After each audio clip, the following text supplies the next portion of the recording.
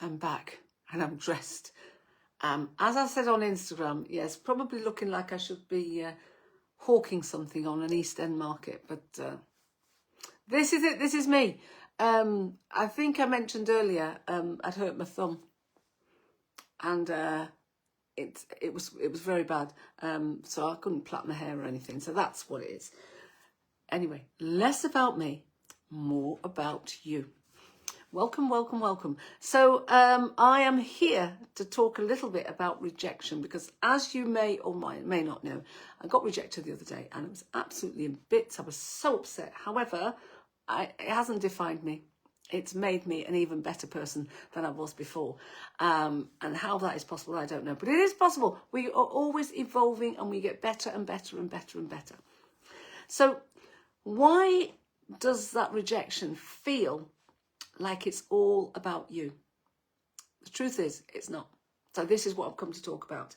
And I want to talk about those kinds of rejections that really run deep. I'm not talking about being ghosted and all that kind of stuff, because I promise you, when you look back at that, you probably won't remember who the person was, or you'll probably laugh.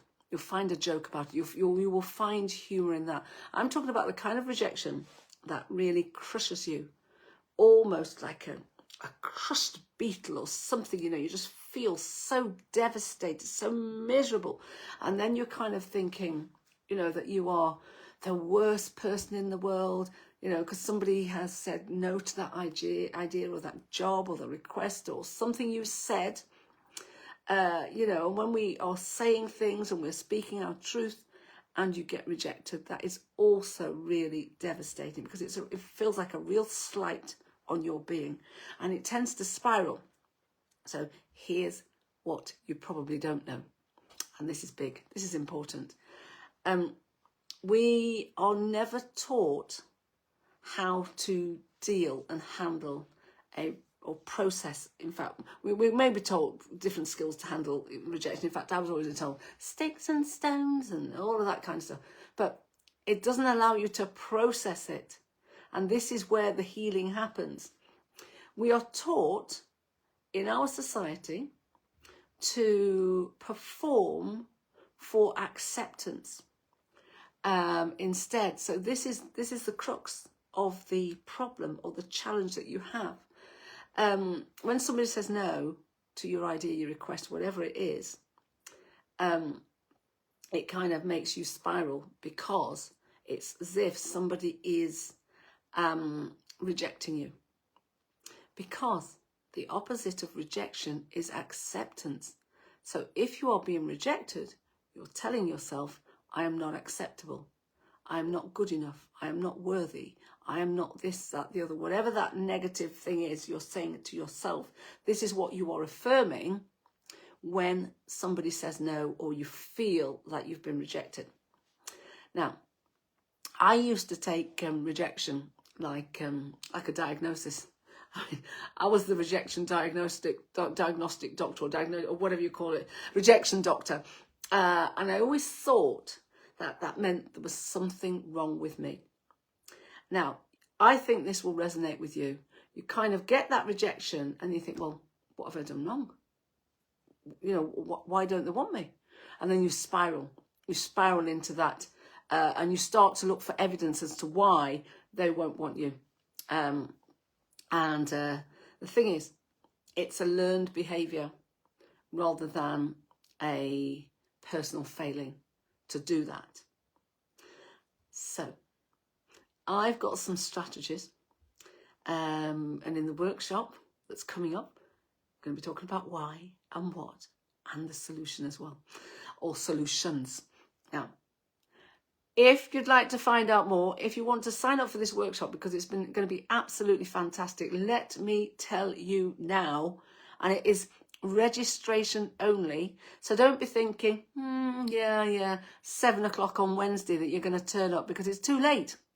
It is too late to book at 7 p.m. on Wednesday, Wednesday the 28th of May. So let me give you the details. Wednesday the 28th of May, 7 p.m. BST. 8 p.m. Central European Time, 2 p.m. EDT. I will be running a 1-hour workshop, Rejection alchemy. Alchemy, alchemy, alchemy. We have cracked, what should I say? I say we, me, myself and I, have cracked the rejection code. And what happens when you crack the code is that it's gold. It's gold. In fact, you can see it as whatever that precious jewel is that you like the most. That's what it is. And not only that, that is your key to quantum leaping your reality.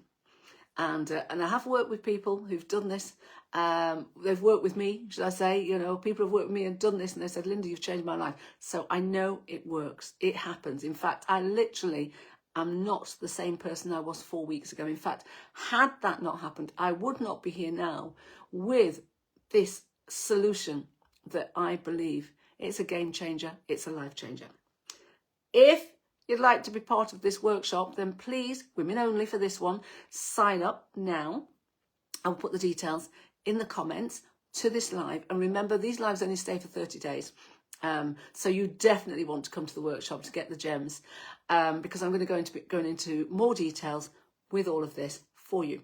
And so the link is also in my bio, my link tree, but I'm going to put it in the comments as well. And I'll put a link to my link tree. What I invite you to do as well is when you sign up, you will receive an email from me. I will email you with a link to a Rejection Alchemy Blueprint Journal. Download it and have it with you for this workshop. And start looking at it now as soon as you've downloaded it, because I tell you, it's absolutely brilliant. I saw it and I thought, which genius created that? And then I realized it was me. It was me here and now, as opposed to an old version of me. She'd have created something great, but this is an actual masterpiece. And things are getting better and better and better. And I invite you to turn up to this workshop, attend this workshop, and be engaged and really come with pen, paper. Think about your rejections. Think about the questions that you would like to ask, because we are going to crack your rejection code. Salter, I see you, I hear you, I feel you, I get you, I've got you, I love you. Have a wonderful day. Sending lots of love. Bye.